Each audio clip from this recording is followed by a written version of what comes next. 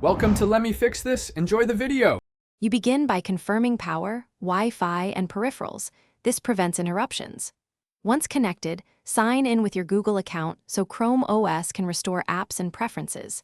Make sure to enable two-step verification for security and turn on sync so bookmarks, extensions, and passwords transfer. If you're on a managed device, accept any admin prompts.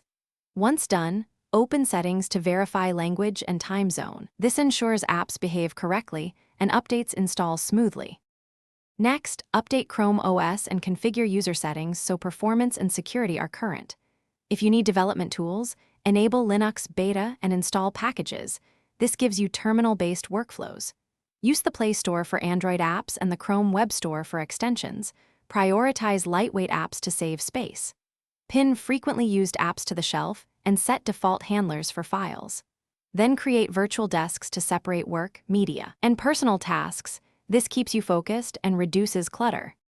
Finish by optimizing battery and storage. Enable automatic updates and backup to Google Drive so your data is safe.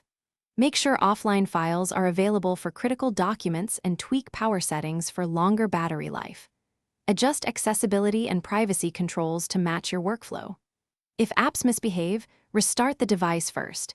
Make sure extensions aren't causing conflicts. As a last resort, use Power Wash to reset or create recovery media to roll back the OS. This resolves. Thanks for watching. If you found this helpful, don't forget to like and subscribe.